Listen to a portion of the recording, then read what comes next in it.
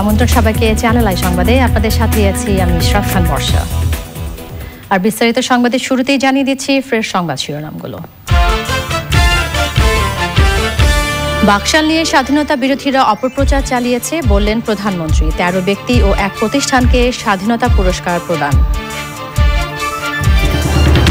৭১-এর ২৫ March Pakistani বাহিনীর হত্যাযজ্ঞের রাতেই স্বাধীনতার ঘোষণা। গণহত্যা স্মরণে রাত ৯টায় নিষ্প্রদীপ মহড়া।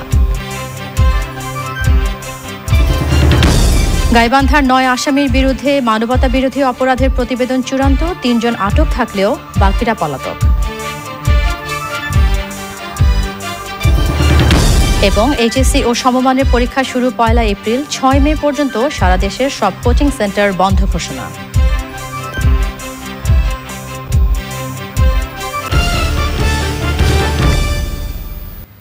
সংবাদ শিরোনামগুলো জানাচ্ছিলাম। এখনকার এই সংবাদ আয়োজন একই সঙ্গে চ্যানেল আই অনলাইনের লাইভ টিভি এবং চ্যানেল আই অনলাইনের ভেরিফাইড ফেসবুক পেজেও সরাসরি প্রচার হচ্ছে।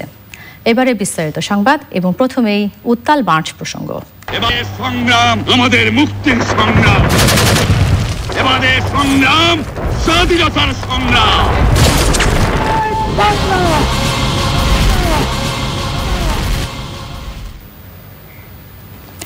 জাতীয় পর্যায়ে গৌরবোজ্জ্বল ও কৃতিত্বপূর্ণ অবদানের স্বীকৃতিতে ১৩ জন ব্যক্তি এবং একটি প্রতিষ্ঠানকে এবছর বাংলাদেশের সর্বোচ্চ জাতীয় পুরস্কার স্বাধীনতা পদক তুলে দিয়েছেন প্রধানমন্ত্রী শেখ হাসিনা। বঙ্গবন্ধু আন্তর্জাতিক সম্মেলন কেন্দ্রে পুরস্কার প্রদান শেষে প্রধানমন্ত্রী বলেন, দেশের অর্থনৈতিক মুক্তির জন্য সব দলের সমন্বয়ে বঙ্গবন্ধু যেই বাকশাল গঠন করেছিলেন, স্বাধীনতা বিরোধীরা এর বিরুদ্ধে অপপ্রচার চালিয়েছিল। নীলাদ্রি শেখরের রিপোর্ট। মুক্তিযুদ্ধের চেতনা সমুন্নত রেখে জাতি গঠনের অগ্রযাত্রায় যারা দিশারি হয়েছেন, যাদের আত্মত্যাগ আর অবদানে এগিয়েছে দেশ ও সমাজ, তাদের সম্মান ও স্বীকৃতি জানাতে রাষ্ট্রীয় সম্মাননা স্বাধীনতা পুরস্কার। ২০১৯ সালে স্বাধীনতা ও মুক্তিযুদ্ধে অবদানের জন্য শহীদ বুদ্ধিজীবী মোফাজ্জল হায়দার চৌধুরী মরণোত্তর, শহীদ এটিএম জাফর আলম মরণোত্তর, আ.ক.ম মোজাম্মেল হক, ইঞ্জিনিয়ার মোশাররফ হোসেন, ডাক্তার কাজী মিসবাহুন নাহার, মরহুম আব্দুল খালেক মরণোত্তর, মরহুম অধ্যাপক মোহাম্মদ খালেদ মরণোত্তর ও মরহুম ব্যারিস্টার শওকত আলী খান মরণোত্তরকে পুরস্কৃত করা হয়। চিকিৎসাবিদ্যায় brigadier general doctor Nurunnahar Fatema Begum, সমাজসেবায় ডক্টর কাজী খলিকুজ্জামান আহমেদ, সংস্কৃতিতে মুর্তজা বশির, সাহিত্যে হাসান আজিজুল হক, গবেষণা ও প্রশিক্ষণে অধ্যাপক ডক্টর হাসিনা খান এবং বিজ্ঞান ও প্রযুক্তিতে বাংলাদেশ পরমাণু কৃষি গবেষণা ইনস্টিটিউটকে পুরস্কার তুলে দেন প্রধানমন্ত্রী শেখ হাসিনা। বাংলাদেশের মানুষের একেবারে গ্রামের প্রতিটি মানুষের ঘরে যেন স্বাধীনতার সুফল পৌঁছায়, প্রতিটি মানুষ যেন উন্নত জীবন পায়, একটি মানুষও ক্ষুধার্ত থাকবে না, গৃহহারা থাকবে না, বিনা চিকিৎসায় কষ্ট পাবে না, তাদের জীবনটা অর্থবহ হবে, সুন্দর হবে, উন্নত হবে, সেটাই আমাদের লক্ষ্য। আর সেই লক্ষ্য নিয়ে আমরা রাষ্ট্র পরিচালনা করে যাচ্ছি। আমাদের প্রচেষ্টাই থাকবে যে বাংলাদেশের প্রতিটি মানুষের জীবনে এই স্বাধীনতার সুফল পৌঁছাক, যেটা জাতির পিতার লক্ষ্য ছিল, স্বপ্ন ছিল। প্রধানমন্ত্রী বলেন, দেশের অর্থনৈতিক মুক্তির জন্য সব দলের সমন্বয়ে বঙ্গবন্ধু যে দল গঠন করেছিলেন, স্বাধীনতা বিরোধীরা এর বিরুদ্ধে অপপ্রচার চালিয়েছিল। বাকশাল থাকলে নির্বাচন ও ভোট নিয়ে কোনো বিতর্ক হতো না।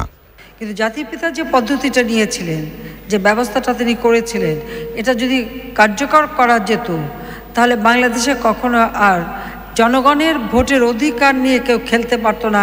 জনগণ তার মন মতো প্রার্থীকে ভোট দিয়ে নির্বাচিত করতে পারত। এবং এই পদ্ধতিতে দুটি নির্বাচন হয়েছিল, যে জাতীয় ঐক্য গড়ে তুলে দেশের অর্থনৈতিক উন্নতি সাধন করা, এবং যার শুভ ফলটা কিন্তু মানুষ পেতেও শুরু করেছিল। বাংলাদেশের অর্থনৈতিক ক্ষেত্রে প্রবৃদ্ধি অর্জন 7 ভাগ অর্জন হয়েছিল ওই ৭৫ সালে অর্থ বছরে। ২৫ মার্চ গণহত্যা দিবসের আন্তর্জাতিক স্বীকৃতি পেতে সরকার জোর প্রচেষ্টা চালিয়ে যাচ্ছে বলেও জানান প্রধানমন্ত্রী শেখ হাসিনা। Niladri Shekhar, channel I, Dhaka. আজ ভয়াল ২৫শে মার্চের ভয়াল কালো রাত। জাতীয় গণহত্যা দিবস 1971-এর 25 মার্চ মাঝরাতে হাজার হাজার ঘুমন্ত নিরস্ত্র বাঙালির উপর ঝাঁপিয়ে পড়ে সশস্ত্র পাকিস্তানি হানাদার বাহিনী। অপারেশন সার্চ লাইট অভিযানের নামে নির্বিচারে হত্যাযজ্ঞ চালায় তারা। রাতেই স্বাধীনতা ঘোষণা করেন বঙ্গবন্ধু শেখ মুজিবুর রহমান। স্বাধীনতা ঘোষণার পরপরই তাকে গ্রেফতার করা হয়। গণহত্যা দিবস স্মরণে আজ রাত 9টা থেকে 9টা 1 মিনিট পর্যন্ত সারা বাংলাদেশে ব্ল্যাকআউট কর্মসূচি পালন করা হবে। ওবায়দুল রশিদের রিপোর্ট। গোপনে পাকিস্তানে পালিয়ে যান ইয়াহিয়া খান। যাবার আগে নির্দেশ দিয়ে যান নিরস্ত্র বাঙালির ওপর সশস্ত্র হামলার। মধ্যরাতেই ঢাকাসহ দেশের বিভিন্ন স্থানে ঘুমন্ত বাঙালির ওপর ঝাঁপিয়ে পড়ে পাকিস্তানি হানাদাররা। Rajarbagh police line, Pilkhana EPR সদর দপ্তর, ঢাকা বিশ্ববিদ্যালয় সহ গোটা ঢাকা নগরীর ওপর সশস্ত্র অভিযানে নামে নরপিচাস পাকিস্তানি হানাদাররা। চালায় মধ্যযুগীয় পৈশাচিক হত্যাযজ্ঞ, অগ্নিসংযোগ। 25 মার্চ রাতে গ্রেফতার করা হয় বঙ্গবন্ধুকে। তার আগেই ইপিআরের ওয়্যারলেসের মাধ্যমে স্বাধীনতার ঘোষণা দেন হাজার বছরের শ্রেষ্ঠ বাঙালি, বাংলার অবিসংবাদিত নেতা, জাতির জনক বঙ্গবন্ধু শেখ মুজিবুর রহমান। স্বাধীনতার ঘোষণা দিয়ে জাতিকে পাকিস্তানি সেনাদের বিরুদ্ধে সশস্ত্র মুক্তিযুদ্ধে অংশ নেয়ার আহ্বান জানান বঙ্গবন্ধু। ওনার সবচেয়ে বড় নেতৃত্বের সবচেয়ে বড় কোয়ালিটি হলো উনি যেটা বিশ্বাস করতেন জনগণের মঙ্গল হবে, সেজন্য সেটা করার জন্য তিনি সেটা আন্তরিক, এবং সেজন্য তিনি মৃত্যুকেও তোয়াক্কা করতেন না। মৃত্যুকে তিনি আলিঙ্গন করতেন বাংলার মানুষের কল্যাণের জন্য, বাংলার মানুষের স্বাধীনতার জন্য। চট্টগ্রাম ক্যান্টনমেন্টে ট্যাঙ্ক ও মর্টার নিয়ে পাকিস্তানি বেলুচ রেজিমেন্ট আক্রমণ চালায় 2000 বাঙালি অফিসার ও সৈনিকের ওপর। হত্যা করে হাজার হাজার বাঙালিকে। 25শে মার্চ বঙ্গবন্ধু খুব রিল্যাক্স ছিলেন, আমি দেখেছি স্বচক্ষে, যে আজকের দিনটার জন্য তিনি অপেক্ষা করেছেন।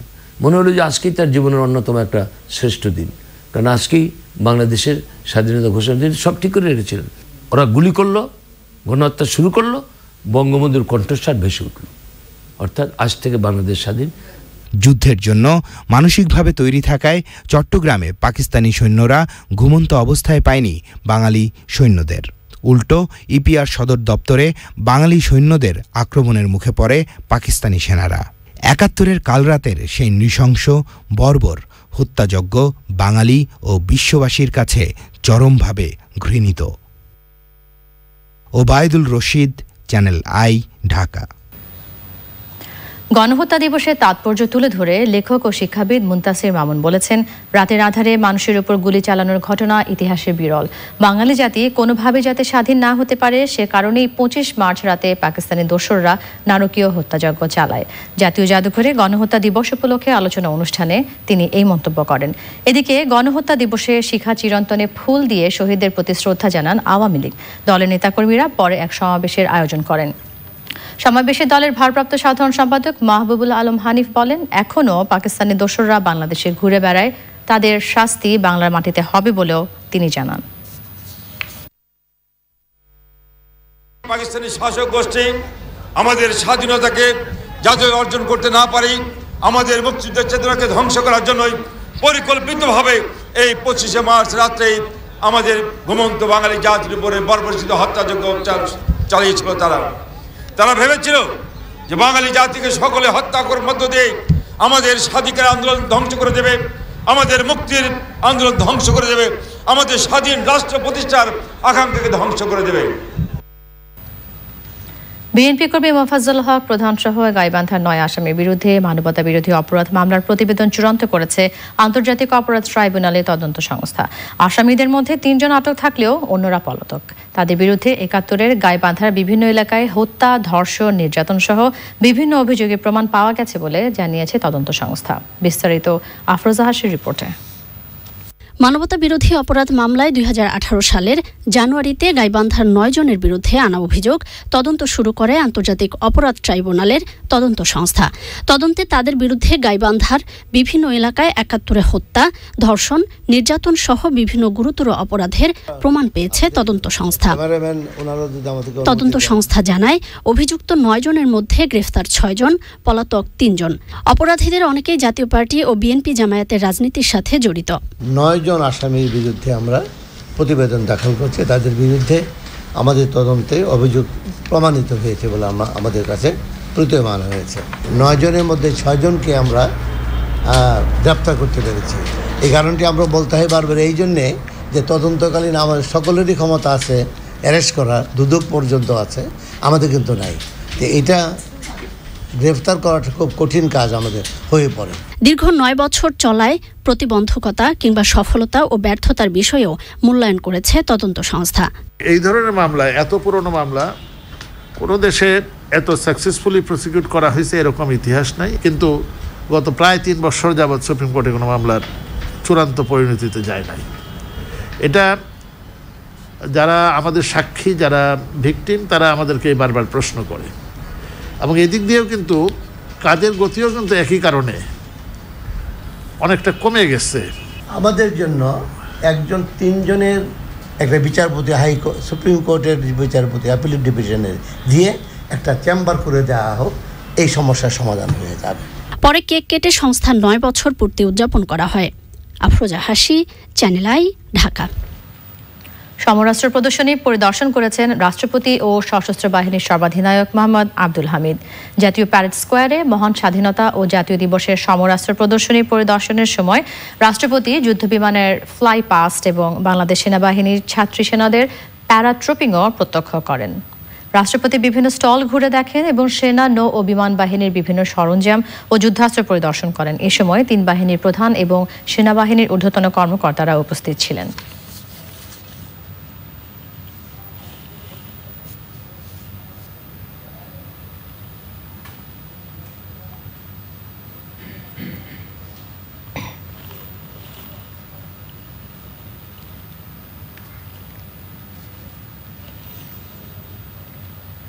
Bangladesh securities and exchange commission BSE's-এর একটি সংবাদ সম্মেলনে সাংবাদিকদের সাথে দুর্ব্যবহার করেছেন আয়োজকরা। ঢাকা ও চট্টগ্রামে অনুষ্ঠেয় বিনিয়োগকারী এবং উদ্যোক্তা কনফারেন্স সম্পর্কে জানাতে ডাকা ওই সংবাদ সম্মেলনে লিখিত বক্তব্য পাঠ করার পর সাংবাদিকদের কাছ থেকে প্রশ্ন আহ্বান করা হয়। সাংবাদিকরা সুনির্দিষ্ট তথ্য দিয়ে শেয়ার বাজারে কারসাজির কিছু ঘটনার ব্যাপারে প্রশ্ন করলে এক পর্যায়ে উত্তেজিত হয়ে পড়েন BSEC-র নির্বাহী পরিচালক এবং মুখপাত্র সাইফুর রহমান। সংবাদ সম্মেলন ছাড়া অন্য সময় তথ্যের প্রয়োজনে সাংবাদিকদের BSEC-তে ঢুকতে দেওয়া হয় না অভিযোগ করলে তিনি তা অস্বীকার করেন।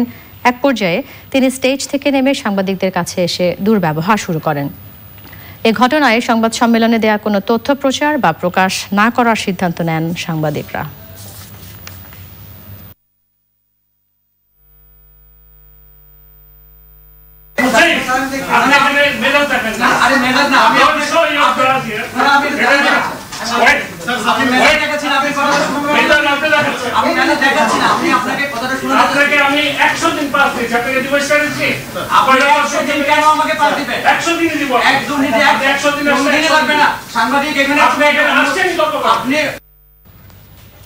HSC ও সমমানের পরীক্ষা শুরু হচ্ছে 1 এপ্রিল। এই বছর 10টি শিক্ষা বোর্ডে পরীক্ষার্থীর 13,51,009 জন। তৃতীয় পরীক্ষা শেষ হবে 11 মে। পরীক্ষার কারণে 1 এপ্রিল থেকে 6 মে পর্যন্ত সব ধরনের কোচিং সেন্টার বন্ধ থাকবে, আর 12 মে থেকে 21 মে ব্যবহারিক পরীক্ষা হবে। সংবাদ সম্মেলনে শিক্ষামন্ত্রী ডক্টর দীপুমণি জানিয়েছেন 23 কার্যদিবসে এবারের পরীক্ষা শেষ হবে। তিনি বলেন, সামাজিক যোগাযোগ মাধ্যমের গুজব রোধে সব ধরনের কার্যক্রম নিয়েছে সরকার।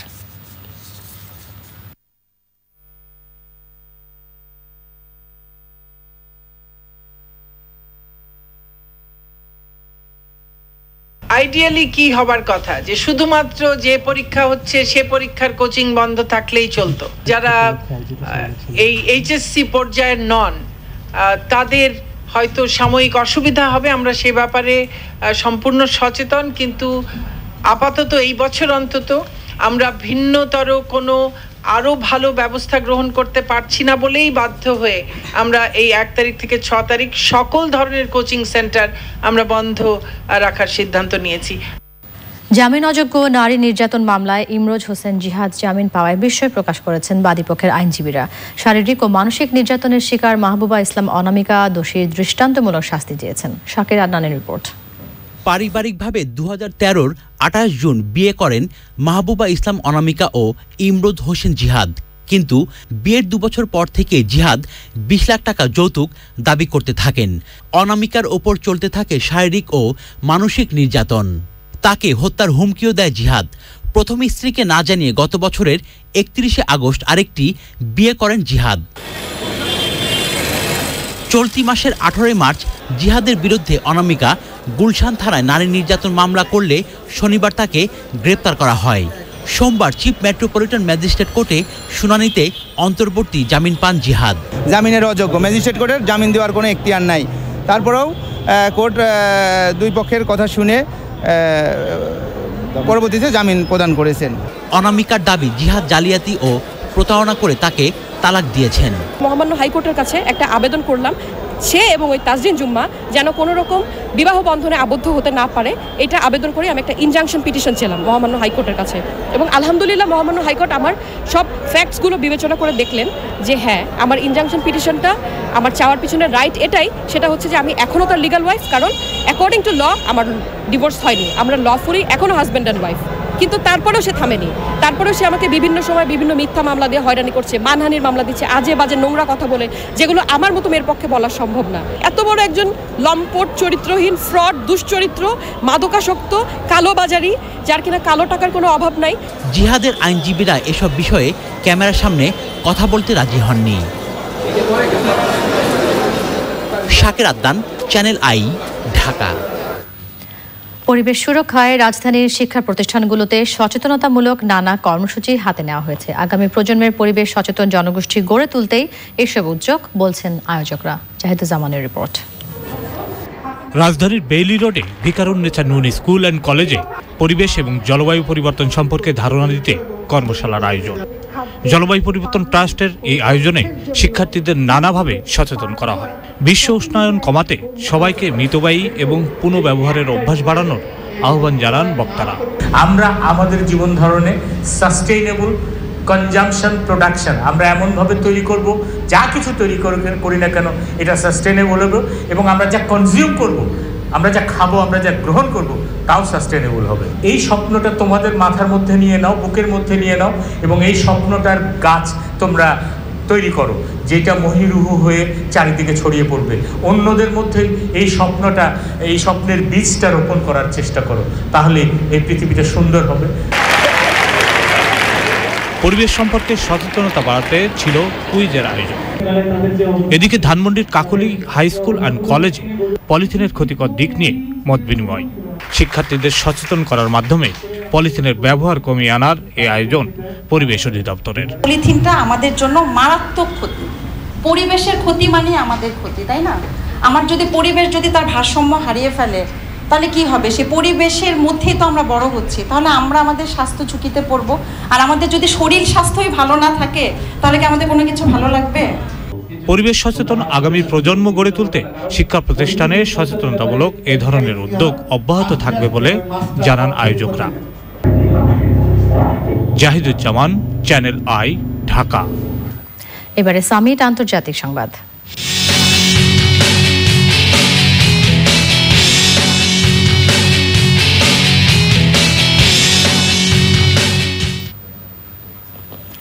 থাইল্যান্ডের জাতীয় নির্বাচনে দেশটির সামরিক জান্তা সরকারের সমর্থকরা এগিয়ে রয়েছেন। তারা 350টি আসনের মধ্যে 135টিতে জয়ী হয়েছেন। সরকার গঠনের জন্য তাদের আর 15টি আসনের প্রয়োজন। রোববারের নির্বাচনে 90% ভোট গণনার পর দেখা গেছে জান্তা সমর্থক পালাং প্রচার রাথ পার্টি 76 লাখ ভোট পেয়েছে। তাদের চেয়ে প্রায় 5 লাখ ভোট কম পেয়েছে বিরোধী দল থাই রাক্সা চার্ট পার্টি। তবে এখনও আনুষ্ঠানিক ফল ঘোষণা করা হয়নি। প্রায় 5 কোটি 14 লাখ ভোটারের জন্য দেশ জুড়ে 93টি পোলিং স্টেশনে ভোট গ্রহণ হয়। এবারে নিটল টাটা বিশেষ সংবাদ।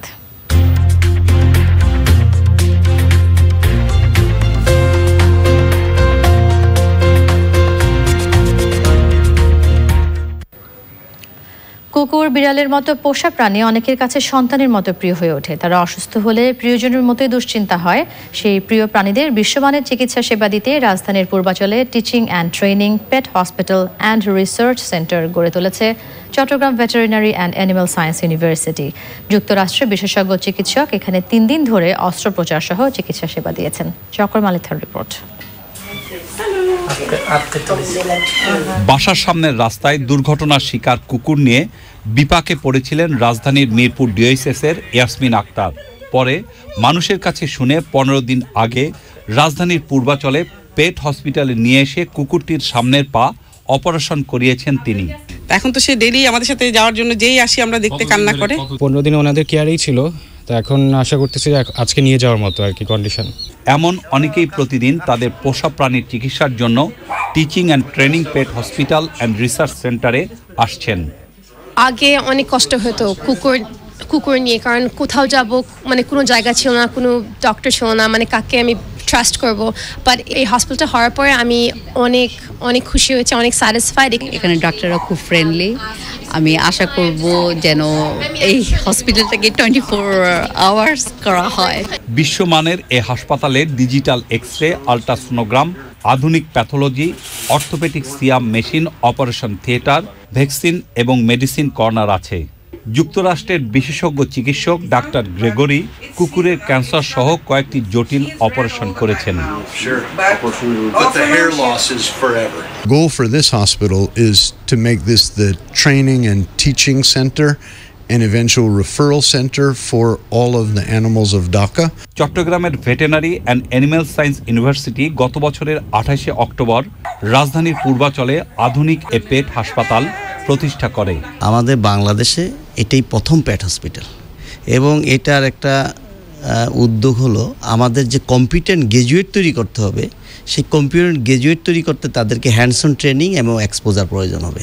তো এই জন্যই এখানে যে ইন্টার্নি ডাক্তাররা আসে, সারা বাংলাদেশের ডাক্তাররা এখানে প্রশিক্ষণ নিচ্ছে। আমরা বাইরের সাথে একটা যোগাযোগ করে আমাদের এখানে বিদেশি ডাক্তার আসবে, তাদের হাতে হ্যান্ডস অন ট্রেনিং করবে। এটাকে একটা পোস্ট গ্রাজুয়েট ট্রেনিং সেন্টার, এবং আমাদের ছাত্রদের জন্য, ভবিষ্যৎ জেনারেশনের জন্য, যে তারা কম্পিটেন্ট ভেট হইতে পারে, এই লাইনে স্পেশালাইজড সার্ভিস দিতে পারে। দেশে এরকম কত পোষা প্রাণী আছে তার কোনো পরিসংখ্যান নেই, তবে এ সংখ্যা একেবারে কম নয়।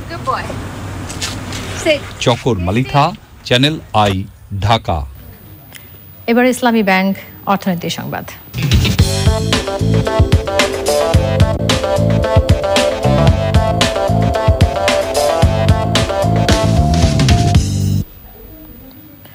পাঁচ মাসের ব্যবধানে একই মডেলের দুটি উড়োজাহাজ বিধ্বস্তের ঘটনায় বিতর্কের মুখে পড়েছে শীর্ষ উড়োজাহাজ নির্মাতা কোম্পানি বোয়িং।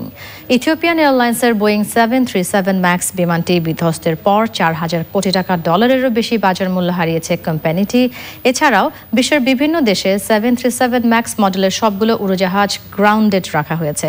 পাশাপাশি মডেলটি সার্টিফিকেশন এবং বাজারজাত নিয়ে তদন্ত শুরু করেছে যুক্তরাষ্ট্র। চলতি মাসে 18% শেয়ার দর হারিয়েছে বোয়িং। গত বছর 10,000 কোটি ডলারেরও বেশি বিক্রির মাধ্যমে মুনাফায় থাকা কোম্পানিটির জন্য চলতি বছরের শুরুটা বেশ খারাপই যাচ্ছে। এবারে A1 সাউন্ডলেস ওয়াটার পাম্প কৃষি সংবাদ।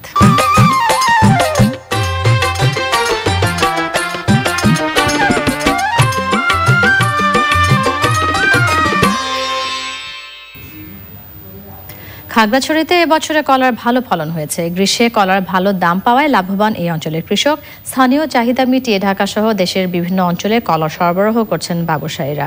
খাগড়াছড়ির সংবাদদাতার পাঠানো তথ্য ভিডিও চিত্রে সুদীপ্তা মাহমুদের রিপোর্ট। খাগড়াছড়িতে উৎপন্ন বিষমুক্ত কলার খ্যাতি রয়েছে দেশ জুড়ে। পানছড়ি, দীঘিনালা, মাটিরাঙ্গা ও গুইমারা সহ জেলার বিভিন্ন এলাকায় বাংলা চম্পা, চিনি চম্পা ও সাগর কলার আবাদ হয়েছে বেশি। সবরি, দুধসর ও আনাজি কলারও আবাদ করেছেন অনেকে। এ অঞ্চলের পাহাড়ি ভূমি কলা আবাদের জন্য বেশ উপযোগী। সরকারিভাবে কোনো সুযোগ সুবিধা পাচ্ছি না।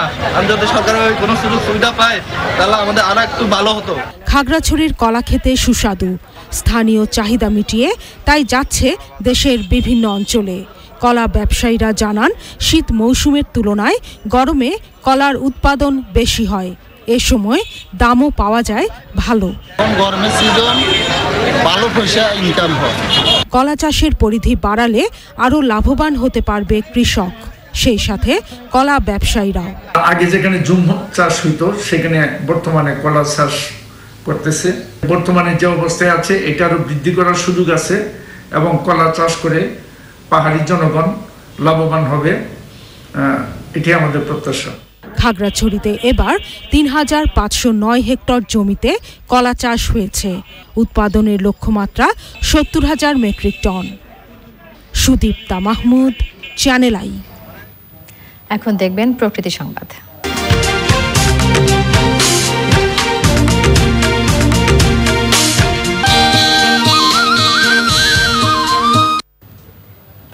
মুন্সিগঞ্জে ঐতিহ্যবাহী কালিদাস নদী নাব্য সংকটে শুকিয়ে যাচ্ছে। এই কারণে পরিবেশে বিপর্যয় নেমে আসছে, বন্ধ হয়ে গেছে নৌ চলাচল, সেচ সংকটে পড়েছেন দুপারের কৃষকরা। বিস্তারিত রাসেল মাহমুদের রিপোর্টে।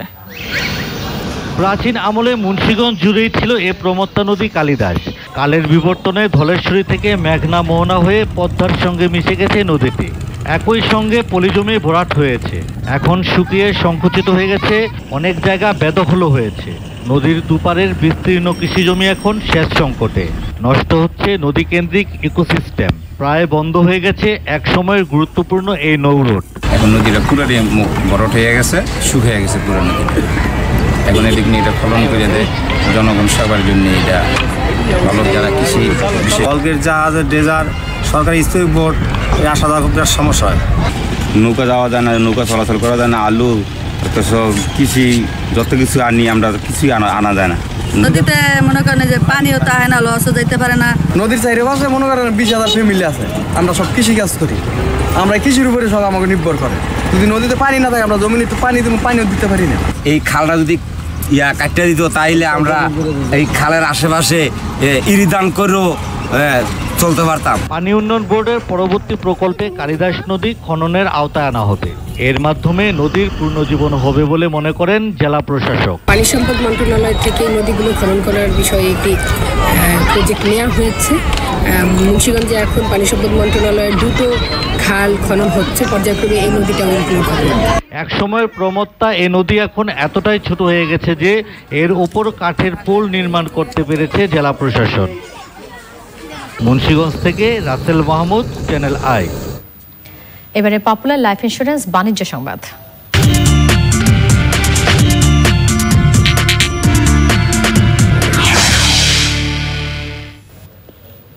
টানা দরপতনের পর সপ্তাহে দ্বিতীয় কার্যদিবসে এসে ঢাকা স্টক এক্সচেঞ্জের লেনদেনে চাঙ্গা ভাবের দেখা মিলেছে। তবে দিনের শুরুতে ঊর্ধ্বমুখী প্রবণতা দেখা গেলেও নিম্নমুখী প্রবণতা দিয়েই শেষ হয়েছে আজকের লেনদেন। আগের দিনের চেয়ে ডিএসইএক্স সূচক 17 পয়েন্ট বেড়ে 5,530 পয়েন্টে দাঁড়িয়েছে। বেড়েছে অধিকাংশ কোম্পানির শেয়ারের দাম। হাত বদল হয়েছে 345টি কোম্পানির 385 কোটি 77 লাখ টাকার শেয়ার ও মিউচুয়াল ফান্ড, যা আগের কার্যদিবসের চেয়ে 31 কোটি 43 লাখ টাকা বেশি। এর মধ্যে দাম বেড়েছে 184টির, কমেছে 111টির এবং অপরিবর্তিত রয়েছে 50টি কোম্পানির শেয়ারের দাম। ঢাকা প্রিমিয়ার ডিভিশন ক্রিকেট লিগে একতরফা লড়াইয়ে চিরপ্রতিদ্বন্দ্বী মোহামেডানকে 6 উইকেটে হারিয়েছে আবাহনী। ম্যাচ জেতানো ব্যক্তিগত 96 রানের ইনিংস খেলে আউট হলেও দলের জয়ে খুশি আবাহনীর ওপেনার জহুরুল ইসলাম অমি। রিপোর্ট করছেন আরিফ চৌধুরী। প্রিমিয়ার লিগে দুই দলেরই ষষ্ঠ ম্যাচ, নামেই শুধু হাই ভোল্টেজ। আবাহনী মোহামেডান ম্যাচেও স্টেডিয়ামের গ্যালারি যথারীতি ফাঁকা। আগে ব্যাট করল মোহামেডান। কিপার ব্যাটসম্যান ইরফান শুকুর আর ক্যাপ্টেন রকিবুলের 250। শ্রীলঙ্কান রিক্রুট চতুরাঙ্গা ডিসিলভার 32। সব মিলিয়ে 250 না হলেও 7 উইকেটে 248 রানের টোটাল সাদা কালোদের। আবাহনীর সাইফুদ্দিন আর নাজমুল অপু নিলেন 2টি করে উইকেট। জবাব দিতে নেমে জহুরুল ইসলাম অমি আর সৌম্য সরকারের ওপেনিং জুটিতেই আবাহনী তুলে নেয় 105 রান। সৌম্য ফিরে গেলেও অমি ধারাবাহিকতার প্রমাণ দিয়েছেন এ ম্যাচেও। সবাই যখন তার সেঞ্চুরির অপেক্ষায়, ঠিক তখনই ভুল। শাহাদাত হোসেন রাজীবের ইয়র্কারে বোল্ড 96 রান করা এই ওপেনার।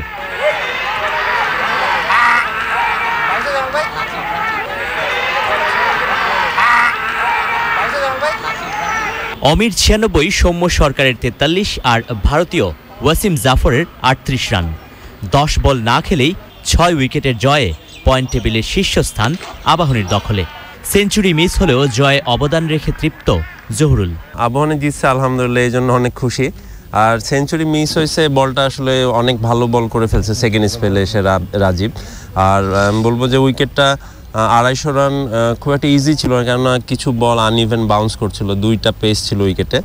তো আমাদের বোলাররা ভালো বল করছে, 250 রানে রেস্ট্রিক্ট করতে পারছে ওদেরকে। আর আমি বলবো যে টপ অর্ডারে সৌম্য আর আমার পার্টনারশিপ, তারপরে ওয়াসিম ভাইয়ের 38 রান এবং শান্ত যে ওখানে 20 রান করছে, এই কন্ট্রিবিউশনগুলো খুব ভালো। আমরা back to back wicket throw করিনি। ম্যাচ জেতানো ইনিংসে ম্যান অফ দ্য ম্যাচও আবাহনীর opener Zahurul Islam Omi. Arif Chowdhury, channel I, Dhaka. Channel আইয়ের সর্বশেষ সংবাদ জানতে যে কোনো মোবাইল অপারেটর থেকে ডায়াল করুন 22626 নম্বরে। এছাড়া যে কোনো সময় সর্বশেষ সংবাদ জানতে চ্যানেল আই অনলাইন.com-এ লগ ইন করুন। এই ছিল সংবাদ। ধন্যবাদ সাথেই থাকার জন্য।